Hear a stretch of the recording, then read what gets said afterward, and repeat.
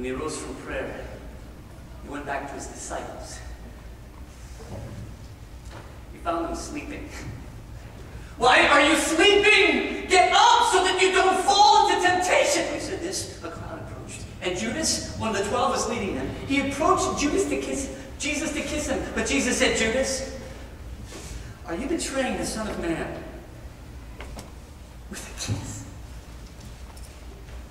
Some of his disciples realized what was going to happen. They said, Lord, should we strike with our swords? And one of them struck the servant of the high priest, cutting off his right ear. But Jesus said, no more of this. And he reached out and he touched the man.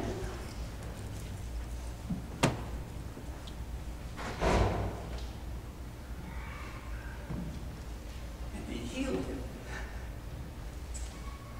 Then Jesus said to the chief priests, the officers of the temple guard, and the elders who had come for him, am I leading rebellion that you've come for me with swords and clubs? Every day I was with you in the temple, and you did not lay a hand on me. But this is your hour when darkness reigns. Seizing him, they led him into the house of the high priest. Peter followed at a distance.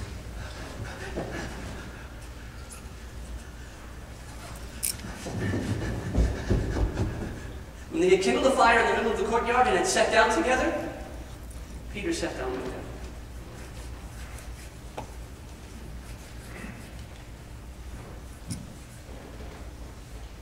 A servant girl saw him seated there in the firelight. She looked at him closely. She said to him, this man was with him! This man was with him! But Peter denied it. Woman! I don't know him. A while later, someone else saw him. You also are one of them. Man, I am not. About an hour later, someone else asserted, surely this fellow is one of them, for he is a Galilean. Man, I don't know what you're talking about. When he said this, the rooster crowed.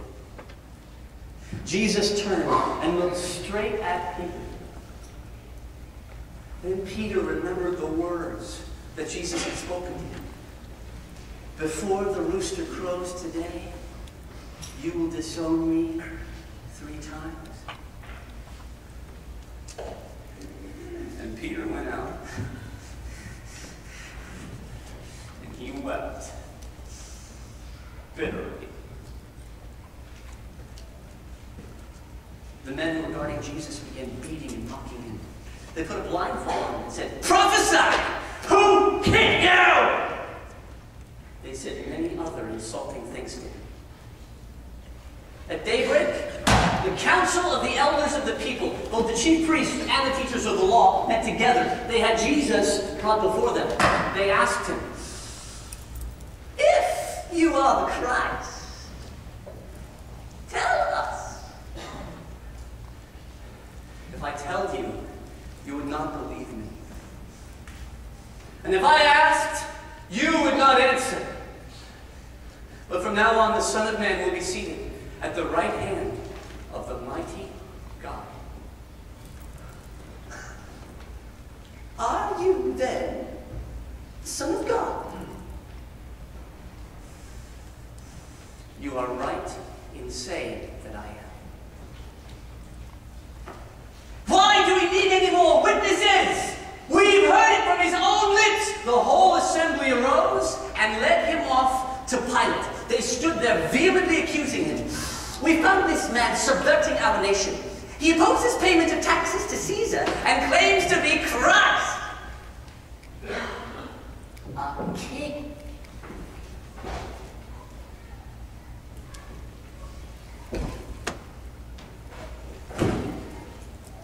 Are you the king of the Jews?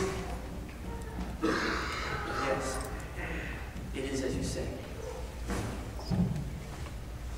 I find no basis for your charges against this man.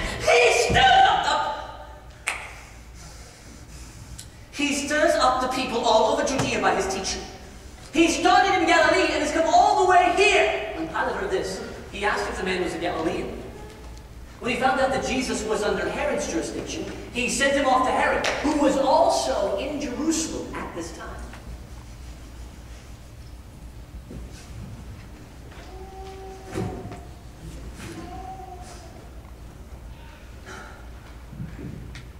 Now when Herod saw him, he was greatly pleased. You see, for a long time, Herod had wanted to see Jesus.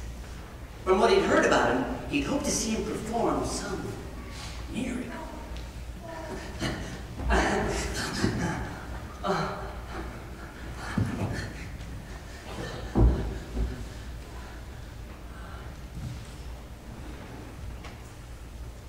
Herod plied Jesus with many questions, but Jesus answered not a word. The Pharisees and the teachers of the law stood there vehemently accusing him. Then Herod and his soldiers began beating and mocking him. They dressed him in an elegant robe and sent him back to Pilate. That day, Herod and Pilate became friends. Until this, they had been enemies. Pilate called together the chief priests, the elders, and the people, and he said to them, "You brought me this man as one inciting the people to rebellion.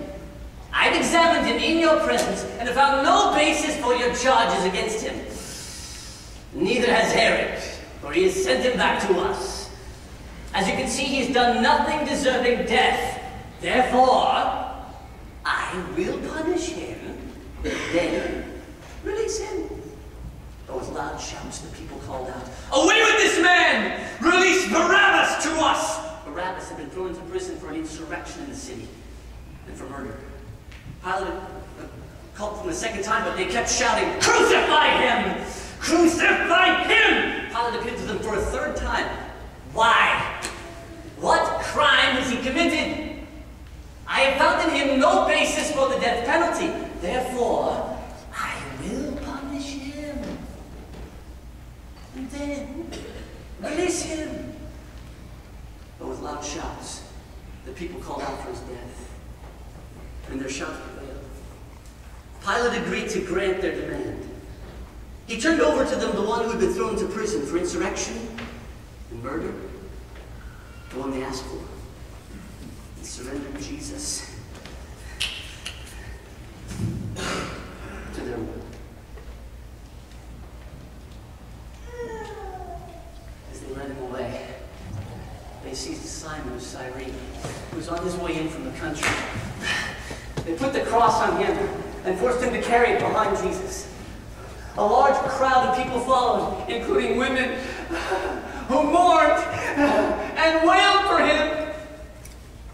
But Jesus turned to them and he said, "Daughters of Jerusalem, do not weep for me. Weep for yourselves and for your children.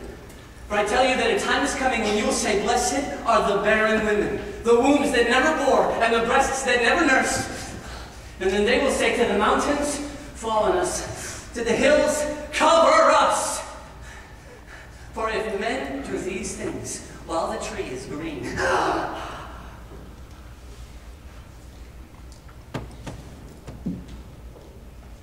what will they do when it is dry?"